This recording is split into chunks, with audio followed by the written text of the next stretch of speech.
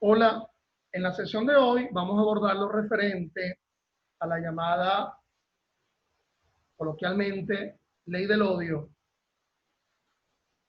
y en protección de la tolerancia y la paz, que se derivó a partir de su publicación en Gaceta Oficial, a partir de un acto que surge de la llamada así Asamblea Nacional Constituyente que se instaló en 2017 en el ámbito venezolano. Quien les habla es el profesor Ángel Serpa Ponte, y esta clase virtual, esta disertación, está fundamentalmente dirigida a mis alumnos de la Universidad Central de Venezuela en la asignatura Derecho Penal, parte especial, clases, disertaciones virtuales estas, que también se encuentran a su disposición en mi canal YouTube, Ángel Serpa Ponte, a quien gustosamente quiera acceder al mismo y visualizar estas clases virtuales que allí se verifican o están presentes. Bueno, el tema de esta novísima ley trae un sinfín de consideraciones, un sinfín de aristas, muchas aristas. Una primera arista sería un franco desconocimiento a la misma en función del origen, digamos, el origen, la fuente que se entronca a partir de la designación de la llamada Asamblea Nacional Constituyente en el año 2017. El cuestionamiento a dicha Asamblea Nacional Constituyente, y por favor, como lo vieron en la lámina, se dan cuenta que yo lo ubico siempre en minúsculas, entre comillas, y además con el famoso SIC al lado. Ya bien saben ustedes que cuando uno coloca SIC dentro de una expresión que uno lee, de algo que se transcribe, es porque está dejando saber el error que hay en lo que se está leyendo, ¿verdad?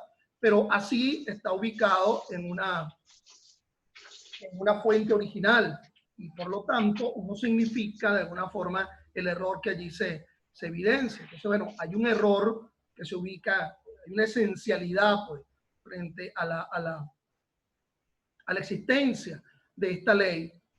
Ley evidentemente en minúscula y entrecomillado, porque uno pudiera decir al rompe, bueno, ni es constitucional, ni es ley, o siquiera está asumiendo una descripción exacta de lo que pretende sancionar. Entonces, bueno, ubiquémonos en el contexto un poco, ¿verdad? De ese origen del órgano, entre comillas, también la propia concepción del órgano, que ha derivado ese, vamos a denominarlo, ese instrumento, para no caer en consideraciones de si realmente es ley o es de carácter constitucional, ese instrumento. Entonces, bueno, recuerden todo el proceso que condujo en una realidad conflictiva, en una realidad política conflictiva de los últimos años, en donde inclusive mi propia persona no está ausente, no está, ayuna de estar allí dentro de esa realidad y todo lo que se derivó. Pero en todo caso quiero circunscribirme al tema en concreto. Entonces, bueno, se eligió, ¿verdad?, una Asamblea Nacional Constituyente y que para sustituir de alguna forma, y aquí también hay consideraciones si realmente se trata de una sustitución, si se trata de una recomposición, qué tipo de acto sustitutivo a la Constitución del año 1999, pero que fundamentalmente está concebida con el propósito de redactar un nuevo texto constitucional en el año 2017 como una finalidad esencial, de ese órgano que se encuentra, que se mantiene desde el año 2017 hasta este vigente año 2020, con pandemia mediante, con elecciones a gobernadores, es decir, toda una serie, con promulgación, con designación de cuerpo electoral, etcétera, etcétera. Bueno, allí está como una realidad paralela, pues, que se ha mantenido a una institucionalidad que todavía pretende a recostarse al ámbito de la Constitución del año 1999, sustentarse, fundamentarse en ello, pero que paralelamente viene esta nueva realidad de un contenido francamente desinstitucional. Entonces, bueno, pero concretándonos al tema de la ley, entonces, bueno, antes de ese gran instrumento que surgiría de la Asamblea Nacional Constituyente, que sería la Constitución, pues se promulga esta ley, se promulga en el sentido, bueno, que fue publicada en Gaceta Oficial y ya de alguna forma hasta la propia Sala Constitucional, ¿verdad? De alguna forma la ha asumido como un instrumento de vigencia plena al reconocerle el carácter de ley constitucional. Lo primero que uno tendría que decir, bueno, esa adjetivización, ¿verdad?, de ley constitucional, bueno, obviamente que ello tiene un denodado contenido político, pues, es decir, si nos ubicamos dentro de las concepciones clásicas de la pirámide de Kelsen, lo cual de alguna forma se normativiza en el artículo 7 de la Constitución como norma suprema, en el sentido de que todo instrumento normativo de carácter subconstitucional no puede afrentar, no puede lacerar, no puede menoscabar esos principios, normas, valores, pautas que se establecen en la propia Constitución, y que a partir de ello, como lo establece la propia Constitución, un poquito por debajo de esa Constitución nos encontramos con las leyes orgánicas, y el concepto de ley orgánica sustentado en la idea de que la ley es orgánica, esa adjetivización, más allá de la fuente del proceso de sanción de la misma, en el sentido de que desarrolla una norma, un principio o un valor constitucional. Hay un escenario espléndido aquí que me está escuchando, pero también deben estar estudiantes en sus primeros años, por lo cual uno tendría que explicar, por ejemplo, que el Código Orgánico Procesal Penal asume el carácter de orgánico porque está desarrollando el llamado debido proceso, que es un principio, que es una garantía que se establece en el artículo 49, que por ejemplo la ley orgánica de protección de niño y adolescente adopta el carácter de orgánico porque está desarrollando tuitivamente lo que se denomina el interés superior del niño, que se verifica en el artículo 78 de la Constitución, que es orgánica, la ley orgánica del trabajo, los trabajadores y las trabajadoras, bueno, porque está desarrollando, está instrumentalizando lo que en el artículo 89 y 90 de la Constitución se enarbola como el trabajo como hecho social. Por cierto, que no están todos los que son, ni son todos los que están, porque allí está el Código Penal, en el artículo, el Código Penal, así someramente denominándose Código Penal, sin asumir el carácter orgánico, siendo que, por ejemplo, el derecho a la sanción, ese jus puniendi, que se ubica en el artículo 30, es potestad del poder público proteger a la víctima y propiciar la sanción y la resarción frente a la comisión de delitos comunes. Si allí está la descripción del jus puniendi en el artículo 30, pues obviamente que ese Código Penal debería ostentar el carácter orgánico. Claro, hay un problema ahí de nominalidad, sería Código Orgánico Penal, un poco parecido al Código Orgánico Procesal Penal, COP, pero si es por eso, el Código Penitenciario se le dio el carácter de orgánico y más o menos su apócope se ve más o menos similar, Código Orgánico Penitenciario versus el Código Orgánico Procesal Penal. Y por debajo se habla de leyes especiales, es decir, el contenido no orgánico de esas leyes, bueno, es porque en principio hacia el rompe de entrada no estaría desarrollando normas, principios o valores constitucionales. Yo creo que allí fundamentalmente se entronca la finalidad de darle el carácter de ley constitucional, no solamente por el hecho que provenga supuestamente de una Asamblea Nacional Constituyente reconocida y con legitimidad, sino para darle un carácter de superioridad a los efectos de que se nos plantearan problemas de antinomia, es decir, de cuál ley aplicar, de problemas que están vinculados a la llamada duda razonable, el indubio pro reo. En el artículo 24 de la Constitución se establece, y ese artículo 24 de la Constitución que me da 3 hipótesis frente al problema de cuál ley aplicarse ante un real problema de dudas. ¿Ok? Entonces, bueno, nos habla de ley más favorable al reo como mecanismo con la cual se conoce, pero cuidado, primero hay que verificar si realmente hay un problema de duda. Entonces la hipótesis es ley penal sustantiva, ¿cuál ley se aplicará si es el mismo supuesto de hecho, el supuesto de hecho A, en dos normas jurídicas, pero las consecuencias jurídicas son distintas. A lo mejor esas consecuencias jurídicas que se verifican con el mismo supuesto de hecho están dentro de la propia ley, pero también puede ser que similares supuestos de hecho, pero con consecuencias jurídicas distintas, el supuesto de hecho A, que conduce a la consecuencia jurídica B o C, y la B y la C se encuentran en cuerpos normativos distintos. Entonces aplicaríamos el tema de la jerarquía de la ley en función de la ley orgánica versus una ley que no lo es, pero también está el tema de la vigencia temporal de la ley posterior, pues sustituye a ley anterior, pero también nos podemos encontrar con el problema de que en el medio está una ley allí, ley intermedia, que no era ni la que estaba presente al momento en que se cometió el hecho, ni es la que ahora está presente cuando se va a sentenciar, pero estuvo vigente, ley intermedia. Entonces, bueno, se aplica la noción del indubio pro reo, pero también el artículo 24 de la Constitución nos habla de cuál ley procesal es la mucho más favorable. Y dice el 24, bueno, en principio, la que está vigente al momento de la realización del acto procesal.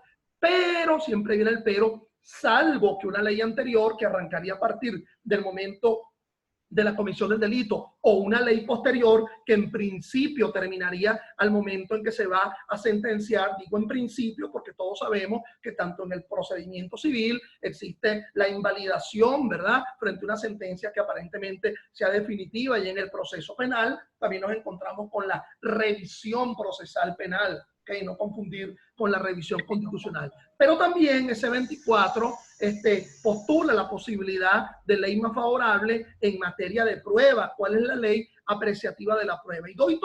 Y manifiesto todo este introito porque yo creo que es allí fundamentalmente donde está el tema fundamental de darle el carácter de ley constitucional. Es decir, de alguna forma, para tratar de echar al cesto de la basura todo problema vinculado a ley más favorable, a problemas de antinomia, decir, bueno, no se aplica esta, pero se aplicará un código penal. Entonces, es decir, pareciera que la única posibilidad que nos quedaría a un nivel, digamos, forense, instrumental, práctico, ¿ok?, de cuestionar imputaciones que surjan de una ley, es por la vía exclusivamente del control difuso de la constitucionalidad. Es decir, tratando de encontrar que no hay una adecuada descripción de ilícitos penales en esa ley, y que tendremos que asumir, invocar la supremacía de la Constitución, no solamente por la norma que lo permite, que es el artículo 7, sino por el vehículo que lo permite,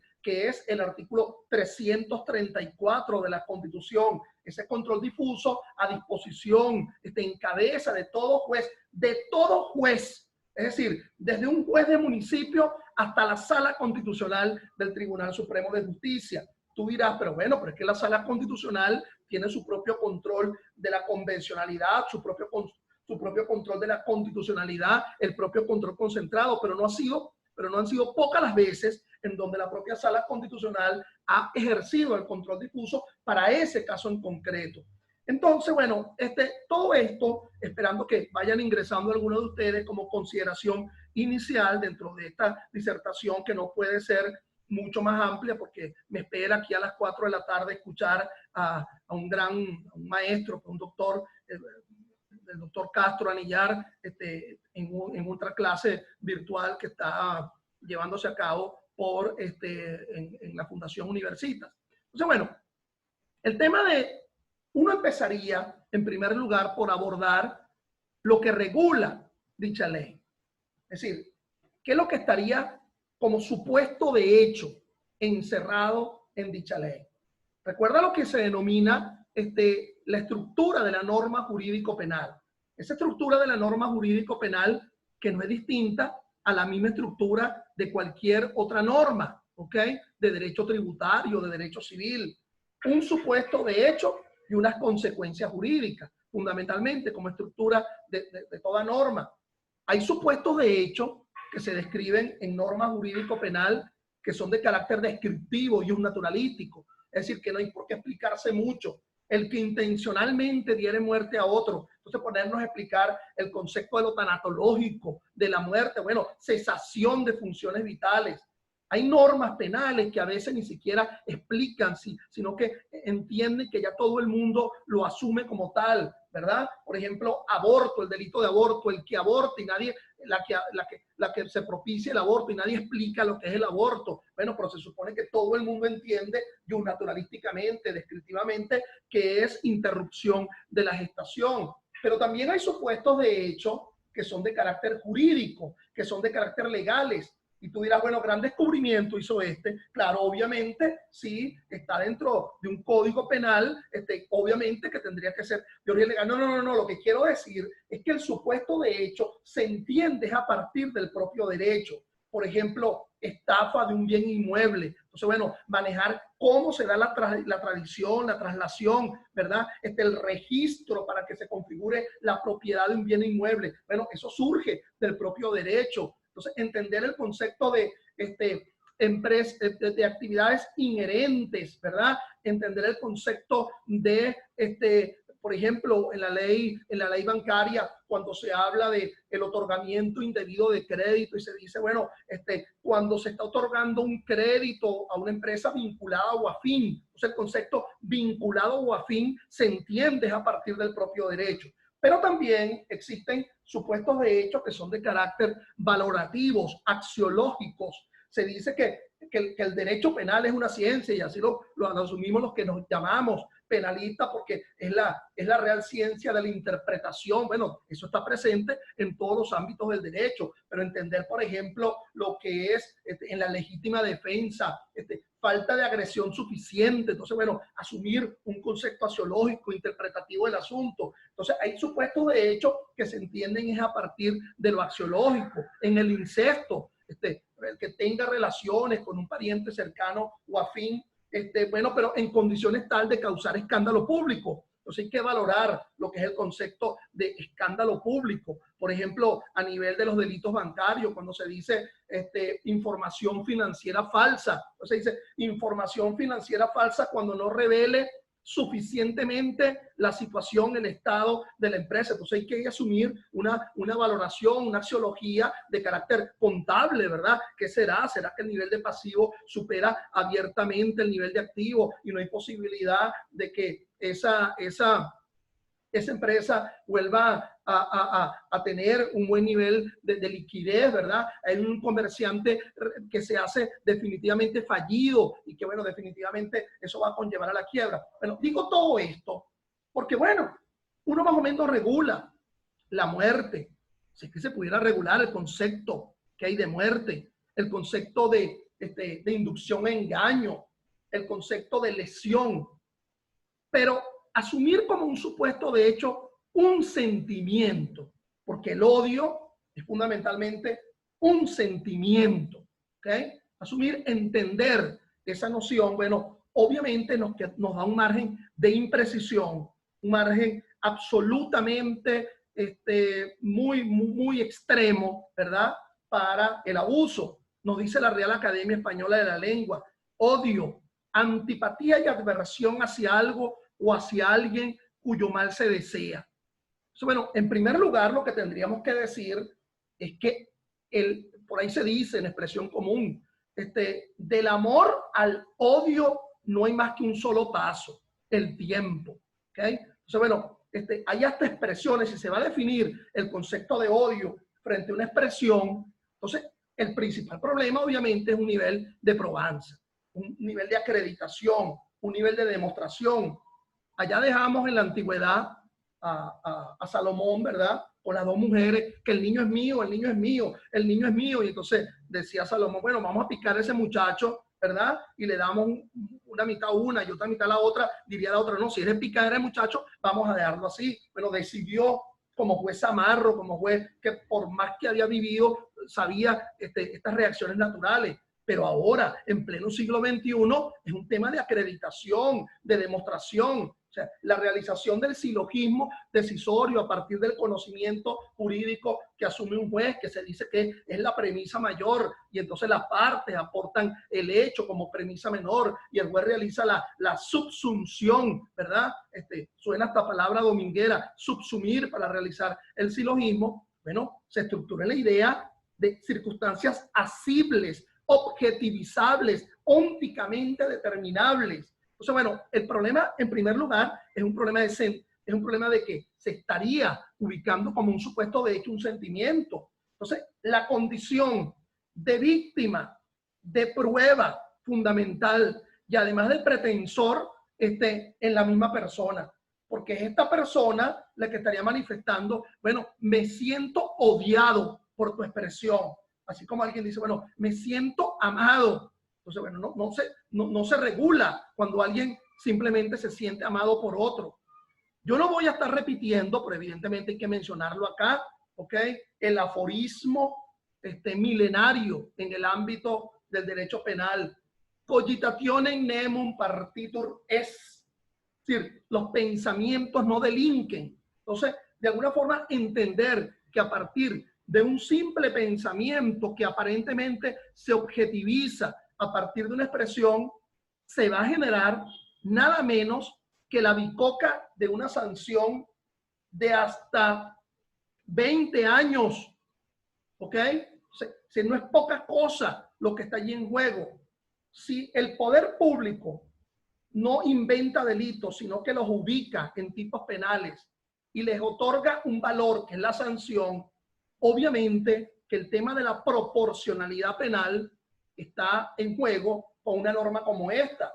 Allí está el 405 del Código Penal, que todo el mundo se lo conoce. El que intencionalmente diere muerte a otro, 12 a 18 años.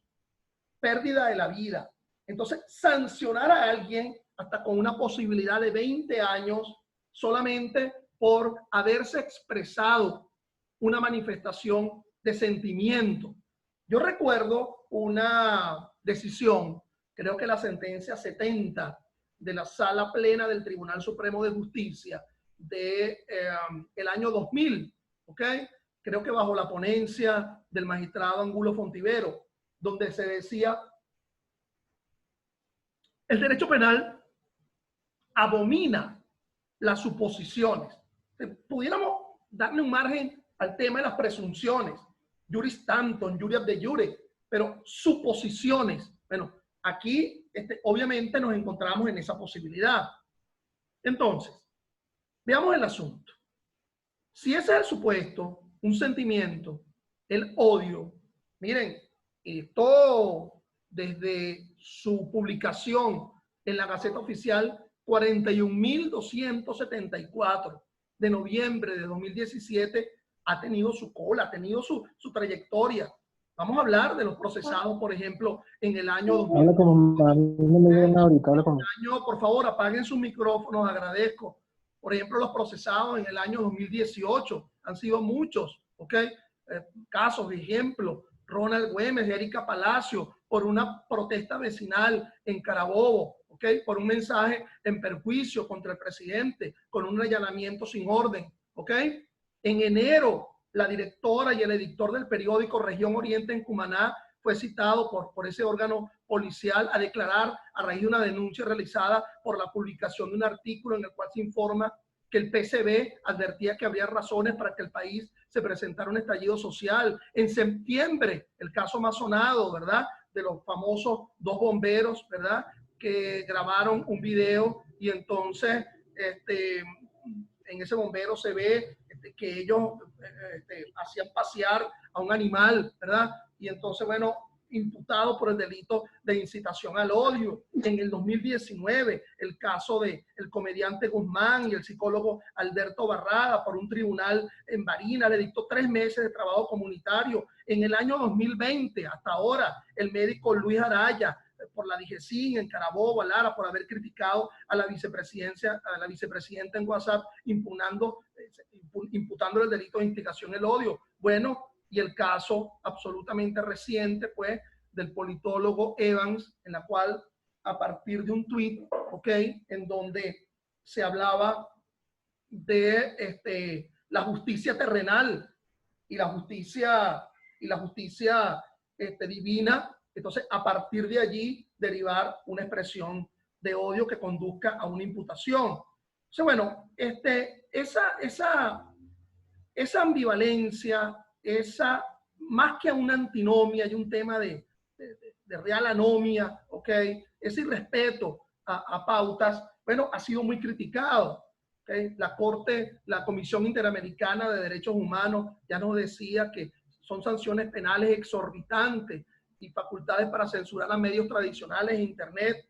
El cuestionamiento que se hace esencialmente a esa ANC, por favor, con error, que no tiene potestad para dictar leyes, pero yo creo que la Asamblea Nacional, cuando declaró nula la ley contra el odio, creo que invocó los artículos sintomáticos del asunto, invocó el artículo 49, el 51, el 57, 62, 68 de la Constitución, los artículos 6, 11, 19 y 20 de la Declaración Universal de los Derechos Humanos, los artículos 18 y 19 del Pacto Internacional de los Derechos Civiles y Políticos, que ustedes bien saben que se entronca en el ámbito de ley nacional como fuente por el artículo 23 de la Constitución.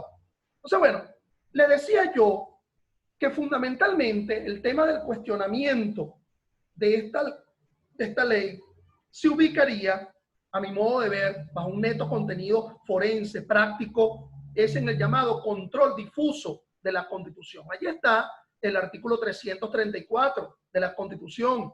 Todos los jueces en el ámbito de sus competencias están en la obligación de asegurar la integridad de esta Constitución. En caso de incompatibilidad entre esta Constitución y una ley, se aplicará las disposiciones constitucionales correspondiendo a los tribunales en cualquier causa, un de oficio, decidir lo conducente.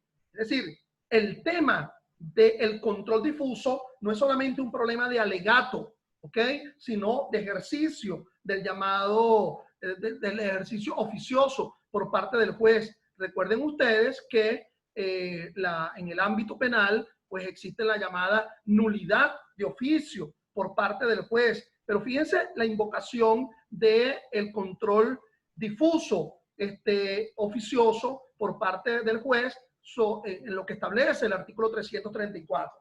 De allí que el propio Código Orgánico Procesal Penal, la ley adjetiva, en su artículo 19, nos aborda el tema de la incolumidad de la Constitución. Corresponde a los jueces velar por la incolumidad de la Constitución. Cuando una ley cuya aplicación se pide colidiere con ella, los tribunales deberán atenerse a la norma constitucional. Bueno, ¿y por qué colide con la Constitución? Bueno, allí está la cantidad de artículos que se invocan, que realmente escaparía del ámbito de esta disertación, asumirlo, pero que en mis propias palabras, pues ya de alguna forma en el origen de la propia ley se ubica su ilegitimidad y su ilegalidad. Se crean figuras violando los principios generales, ¿verdad?, del derecho penal. O sea, bueno, se está penalizando emociones, ideas, sentimientos que pertenecen al ámbito de cada quien.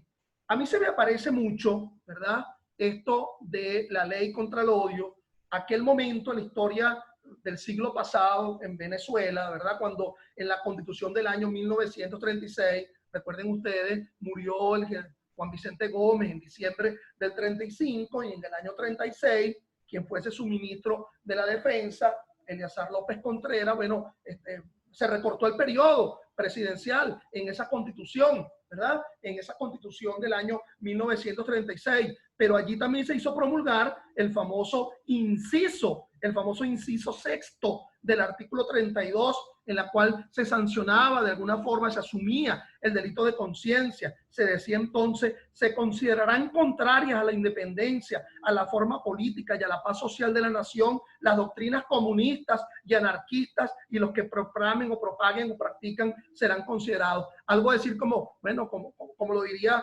Felipe Pirela, ¿verdad?, el gran bardo zuliano, cuando cantaba en aquella canción, ¿verdad?, por la vuelta, creo que se llamaba La historia vuelve a repetirse, pero la historia vuelve a repetirse, digamos, en una versión diferenciada. Quienes eran cuestionados en aquel momento parece que ahora utilizan los mismos argumentos de prácticas anteriores dictatoriales para asumir una represión política, porque esto es fundamentalmente lo que se orienta frente a esta ley. Bueno, entonces, bueno, en primer lugar, hay una afrenta al principio de legalidad sustantiva, ¿ok? Ese principio de legalidad sustantiva que se manifiesta en el artículo 49.6, si nadie podrá ser sancionado por actos o omisiones que no fueran previstos como faltas o infracciones, pero esto surge a partir de una adecuada redacción de la norma, ¿ok? Entonces, hay una especie de tipos penales en blanco, dado lo extenso de la descripción del propio hecho. El propio término odio, es un término que siquiera se reglamenta. A mí me parece esto bien extraño, ¿verdad? Porque en normas de hace 20 años para acá aproximadamente, le ha dado por reglamentar, es decir, establecer como un capítulo semántico, semiológico al comienzo, que es violencia, las diferentes formas de violencia, ¿ok? En el ámbito de la violencia de género. Bueno, imagínense una norma como esta, que es el delito de mayor significación, digamos, el elemento nuclear que hay, el pivotal que existe en esta ley, el delito de promoción o incitación al odio. Quien públicamente o mediante cualquier medio apto para la difusión pública fomente, promueva o incite al odio, la discriminación o la violencia contra una persona o conjunto de personas en razón de su pertenencia real o presunta a determinado grupo social, étnico, religioso, político, de orientación sexual, de identidad de género, de expresión de género o cualquier otro motivo discriminatorio, ya por ahí se ve la pauta, ¿verdad?, de lo ambiguo de todo aquello, será sancionado con prisión de 10 a 20 años sin perjuicio de la responsabilidad civil y disciplinaria. Pero si ello no fuera poco, el artículo 21 establece como agravante: será considerado como agravante de todo hecho punible que sea ejecutado o incrementado por motivo de la pertinencia presunta de la víctima. Y fíjense lo que se dice al final del artículo 21. En estos casos, la sanción aplicable será el límite máximo de la pena establecida para el hecho punible correspondiente. Es decir, que si uno de esos delitos que se indica que se cometen por odio es precisamente el delito de promoción o incitación al odio, jamás podrá haber una sanción en término medio, esa dosimetría penal de la cual nos habla el artículo 37 del Código Penal. Nos encontramos con un límite inferior y un límite superior versus un término medio como una circunstancia de orden pública. Entonces, si la incitación al odio se da por la adscripción, por la pertenencia del odiado a algún ente, alguna organización que se segregue con la expresión, entonces jamás siquiera se va a poder contener a una pena de 15 años, sino a un límite superior. Entonces, de todas, y solamente me estoy enfocando en esas dos figuras penales, piense que así será de importante lo del odio, que se inscribe como un agravante general. La solución, mis amigos, es invocar el control difuso y, en la medida de lo posible, los jueces que asumen el conocimiento de la causa, entender que existe también la posibilidad de la antinomia y que si se está afectando lo que aparentemente se manifiesta, que es la dignidad, el honor, bueno, para eso están los clásicos delitos de la difamación, de la injuria, en el artículo 442, 443. En aras del tiempo, me permito terminar y estoy a la orden a mi correo para las preguntas y consideraciones al respecto.